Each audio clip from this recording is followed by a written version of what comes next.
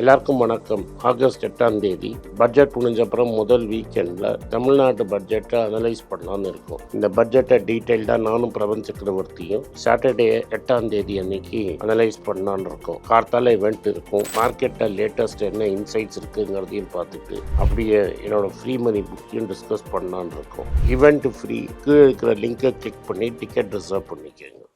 நீங்களே சொன்னீங்க உங்களை போன்ற பணக்காரர்கள் இந்த பணத்தை வச்சுட்டு எதுவும் செய்ய போகிறதில்ல. செய்யறது இல்லைங்கிறது தான் உண்மை.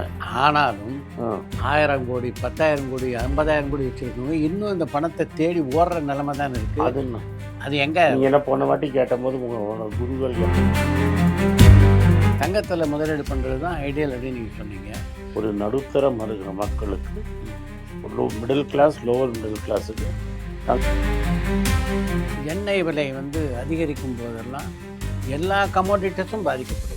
எங்கே சார் ஏறி இருக்கு? அதெல்லாம் நிர்வாகத்திறமைன்னு வேணும். மாண்புமிகு முன்னாள் மன்மோகன் சிங் இருக்கும்போது $148 வரைக்கும் கட்ட எண்ணெய் போச்சு.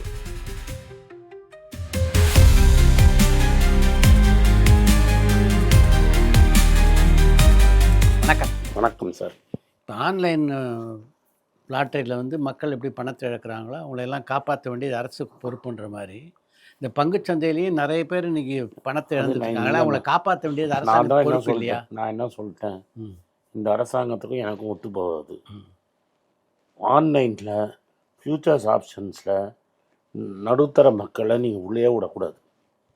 உங்களால் பேங்க்கில் 5 கோடி ரூபா காட்டலைன்னா, கேஷாக கடன் இல்லாமல் 3-4 கோடி ரூபா பணம் இல்லைன்னா உங்களை எஃப்என்டோக்குள்ளே விடவே கூடாது.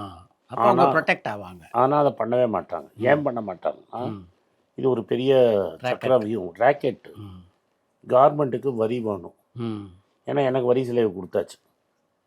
இந்த சர்க்காருக்கு பணக்காரன் தான் நண்பர். A1 to A7 தான் நண்பர். இந்த A1000 A10,000 ஆனந்த் ஸ்ரீனிவாசனும் இருப்பார். இவங்கள்லாம் நண்பர். எங்கள்கிட்ட டேக்ஸ் வாங்கக்கூடாது. அப்போ அந்த டேக்ஸ் பற்றாக்குறையே எங்கேயாவது வாங்கணும். ஸோ ஒரு வாட்டி நீங்கள் பங்குச்சந்தையில் சூதாட்டம் வரைச்ச இது சூதாட்டம் தான். இந்த எஃப்என்டோ நீங்கள் சொல்கிறது ஒரு சூதாட்டம். அந்த சூதாட்டம் ஆடுறச்ச உங்களுக்கு எஸ்டிடின்னு ஒரு டேக்ஸ் வாங்குறாங்க. அது சர்க்காருக்கு ஒரு பெரிய வருமானம். இன்னைக்கு இன்கம் டேக்ஸில் எஸ்டிடிங்கிறது ஒரு பெரிய வருமானம், ரைட்டுங்களா? நேஷ்னல் ஸ்டாக் எக்ஸ்சேஞ்சுன்னு ஒன்று இருக்குது. அதோட பெரிய வருமானம் கவர்மெண்ட்டுக்கு தான் போகிறது. கவர்மெண்ட்டு இன்டைரக்டாக அதில் பெரிய ஷேர் ஹோல்டரு. மற்ற ஷேர் ஹோல்டர்ஸ்னால் வெளிநாட்டு முதலீட்டாளர்கள். இப்போ அந்த கம்பெனி பப்ளிக் இஷ்யூ வரப்போகிறது, ரைட்டா? இப்போ 100 ரூபா அந்த புரோக்கரேஜ் ஃபீஸ்னால தான் அந்த கம்பெனி இருக்குது. 100 ரூபா அந்த கம்பெனி ஃபீஸ் வாங்குறாங்கன்னா 95 ரூபா இந்த எஃப்என்டோவில் என்ன வருது, இந்த சூதாட்டத்தில் என்ன வருது. இப்போ இந்த சூதாட்டம் நிறுத்திட்டாங்கன்னா இந்த என்எஸ்சியும் புஷ் ஆகிடும், கவர்மெண்ட்டுக்கு வருமானமும் புஷ் ஆகிடும். அதனால் கவர்மெண்ட் பண்ணவே பண்ணாது. தொடர்ந்து அது வரைக்கும் மக்கள் ஏமாற்றப்பட்டு கொண்டே தான். எனக்கு டேக்ஸ் வருதா, என் நண்பர்கள் நல்லா இருக்காங்களா, அவ்வளோதான் எனக்கு முக்கியம். தங்கத்தில் முதலீடு பண்ணுறது தான் ஐடியல் அப்படின்னு நீங்கள் சொன்னீங்க. ஒரு நடுத்தரம் இருக்கிற மக்களுக்கு, ஒரு மிடில் கிளாஸ் லோவர் மிடில் கிளாஸுக்கு தங்கம் உதவுற மாதிரி ஒன்றும் உதவாது. இந்த சர்க்காரும் அதை ஹெல்ப் பண்ணும்.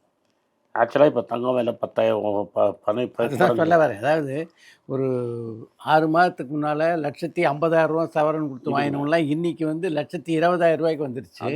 பெரிய இழப்பை சந்திச்சுட்டு. அப்படி கிடையாது. அதுக்கு தான் கவர்மெண்ட் உங்களுக்கு 1000 ரூபா போனஸ் கொடுத்தாங்க. வரியை ஏற்றி 1000 ரூபா ஒரு கிராமுக்கு ஏற்றி கொடுத்துருக்காங்கல்ல. இன்றைக்கி நான் நீங்களும் பேசும்போது தங்கத்தின் விலை 13,000 ரூபா. அது ஆக்சுவலாக 12,000 ரூபா இருக்க வேண்டியது. சார்வால் டேக்ஸை ஏற்றி அதை 13,000 ரூபா ஆக்கி வச்சுருக்கிறார். நீங்கள் கவலையப்படாதீங்க. அது இப்போ ஒரு 6 மாதம் அமெரிக்காவில் வட்டி விகிதம் ஏறுமா ஏறாதாங்கிற ஒரு தடுமாற்றத்தில் இருக்குது. இந்த தடுமாற்றம் 6லேருந்து 8 மாதத்தில் சரியாக போயிடும். அதாவது மார்ச்சுக்குள்ளே டெஃபினட்டாக முடிஞ்சிடும். அதுக்கப்புறம் திரும்பி ஏற ஆரம்பிச்சிடும். இன்னிலேருந்து 5 வருஷம் கழித்து 25,000 ரூபா ஒரு கிராம் தங்கம் நிச்சயமாக இருக்கும்.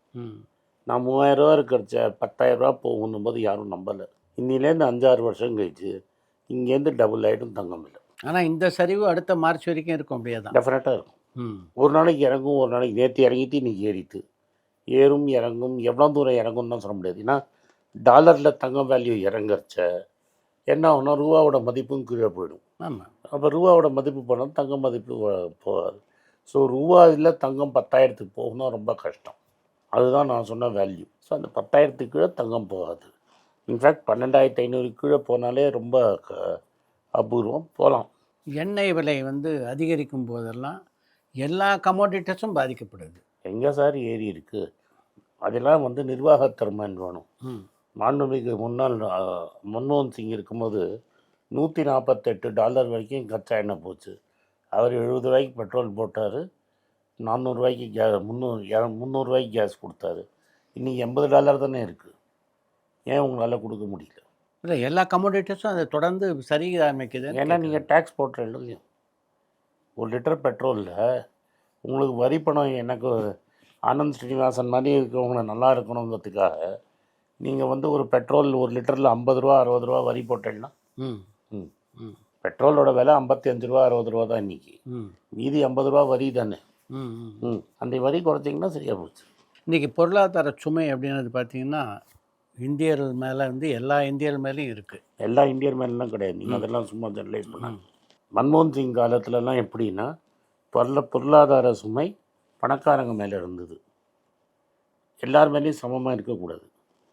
நியாயம், தர்மம், எத்திக்ஸ், மாரல் இதெல்லாம் இருக்கிறது. பணக்காரன்ட்ட சுமை ஜாஸ்தியாக இருக்கணும், நடுத்தர வர்க்கங்களுக்கு சுமை கம்மியாக இருக்கணும். ஆனால் இன்றைக்கு அப்படி இருக்கான்னு இந்த இப்போ ஆப்போசிட்டாக இருக்குது. ம் பணக்காரனுக்கு சுமையே கிடையாது, எல்லா சுமையும் நடுத்தர வர்க்கமும் ஏழை மேலே இருக்குது. யார் இப்போது நான் என்ன எந்த ஊர் நியாயம்னு கேளுங்க.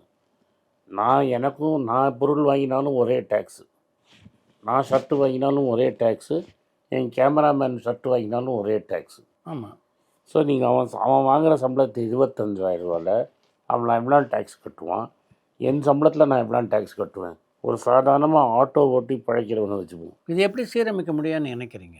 பெட்ரோல் விலையை குறைங்க, ஜிஎஸ்டியை குறைங்க, இன்கம் டேக்ஸ் ஏற்றுங்க, சரியாக போச்சு. அதை குறைச்சா மாற்றிடணும் எல்லாத்துக்கும். டெஃபினட்டாக நீங்கள் 18% இருக்கிற ஜிஎஸ்டியை 9% ஆக்கிட்டு 105 ரூபா இருக்கிற பெட்ரோல் 60 ரூபாய்க்கு விட்டுட்டு அம்பானியும் ஆனந்த் ஸ்ரீனிவாசன் மேலே இருக்கிற டேக்ஸை 25லே 40% ஆக்கினா எனக்கு வலிக்காது.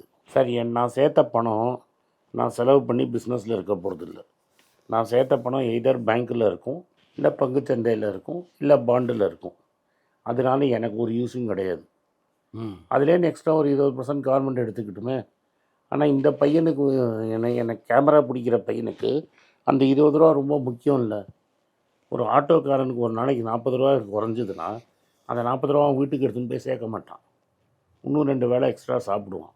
அவன் குழந்தைகளுக்கு 2 பென்சில் எக்ஸ்ட்ரா வாங்கி கொடுப்பான். பணப்பழக்கம் ஜாஸ்தியாகும், பிஸ்னஸ் ஜாஸ்தியாகும், லாபம் ஜாஸ்தியாகும், ஷேர் விலை ஏறும், எனக்கும் லாபம் ஜாஸ்தி. அவன் மேலே சுமையை ஏற்றிட்டு என் மேலே சுமையை குறைச்சதுனால என் பேங்க் பேலன்ஸ் தான் ஏறி இருக்கு. நீங்களே சொன்னீங்க உங்களை போன்ற பணக்காரர்கள் இந்த பணத்தை வச்சுட்டு எதுவும் செய்ய போகிறது இல்லைன்னு. செய்யறது இல்லைங்கிறது தான் உண்மை. ஆனாலும் 1000 கோடி 10,000 கோடி 50,000 கோடி வச்சுருக்கவங்க இன்னும் இந்த பணத்தை தேடி ஓடுற நிலைமை தான் இருக்குது. அது என்ன அது எங்கே? நீங்கள் என்ன போன வாட்டி கேட்டபோது உங்களோட குருகள் யாருன்னு கேட்டீங்க. ஒன்று மன்மோகன் சிங், இன்னொன்று காமராஜ், கலாம்னு. காமராஜ் பணத்துக்கு ஆசைப்படலை. இன்றைக்கி அதனால தான் நம்ம நினைவு வச்சுருக்கணும். அது மாதிரி அரசியல்வாதி இன்றைக்கி இருக்காங்களா? இல்லை. ரைட்டா? புரியுது. எனக்கு பணம் தேவையில்லைன்னு இன்றைக்கும் நீங்கள் காமராஜை பார்த்துருப்பேன். இன்றைக்கி இருக்கிற தலைமுறை காமராஜை பார்த்தது கிடையாது. ரைட்டா? திருமலை பிள்ளை வீட்டில் போய் பார்த்தாங்கன்னா கணக்கெல்லாம் எழுதி வச்சுருப்பாங்க. ரைட்டா? ஆமாம். கலாம் இறந்தபோது என்ன இருந்தது? உண்மைதான். இருந்தவங்கெல்லாம் கலாமை பார்த்துருப்பாங்க. கலாம் இறந்து போகும்போது என்ன இருந்தது? சார், அலெக்சாண்டரை சொன்னதை சொல்கிறேன். நான் எடுத்துன்னு போகிறச்ச ஒன்றும் எடுத்துன்னு போக முடியாது. அவனமாக எரிக்கக்கூடாதுன்னு வேஷ்டியோடு எரிப்பாங்களே தவிர இந்த நகையை கூட விட்டு நான் போட்டிருக்கிற மோதிரத்தை விட்டால் கூட அந்த வெட்டியை நடத்துப்பான். இந்த மோதிரம் கூட நான் கொண்டு போக முடியாது. எல்லாத்தையும் இங்கேயே தான் வச்சுட்டு போகணும். அப்போ அந்த பணத்தை பின்னாடி தேடி என்ன கிடைக்க போகிறது? அதுதான் நானும் கேட்குறேன். இப்போ பொதுவாக பார்த்தீங்கன்னா அதெல்லாம் சொல்கிறேன். பெரும்பாலான அரசியல்வாதிகள், சார், நீங்கள் அரசியல்வாதிகளே விட்டுருங்க, பெரிய பெரிய பிஸ்னஸ் மேனு கட்ட வேண்டிய டேக்ஸை கட்டாமல் ஏமாத்துறது, இதெல்லாம் எதுக்கு? யாரை ஏமாற்ற போகிறீங்க? நீங்கள் என்ன புரிஞ்சுக்கணுன்னா உங்களே நீங்கள் ஏமாற்றிக்கிறீங்க. இதையெல்லாம் சீர்படுத்த வேண்டிய கடமை யாருக்கு அப்படின்னு நினைக்கிறீங்க? மக்களுக்கு தான் இருக்குது. வேறு யார்கிட்ட இருக்குது? நீங்கள் ஓட்டு போட்டு தானே கவர்மெண்ட் வருது. இன்றைக்கி ஒரு கலாம் எலெக்ஷன் ஜெயிக்க முடியுமா? முடியாது. ஒரு காமராஜ் எலெக்ஷன் ஜெயிக்க முடியுமா? முடியாது. இப்போ மக்கள் பண்ணுற தப்பு தான் அது. உனக்கு அறிவு இருக்கான்னு பார்ப்பான் எனக்கு. அதனால நான் சொல்கிறது நிறுத்த போகிறதில்ல. சொல்ல வேண்டியது என் கடமை, நான் சொல்லிட்டு போயிடுவேன். காந்தியே மடிக்காத நாடு இன்றைக்கி இது. காந்தி கொண்டு வந்த கடவுள்னு சொல்கிற நாட்டில் நம்ம என்ன பேச முடியும்?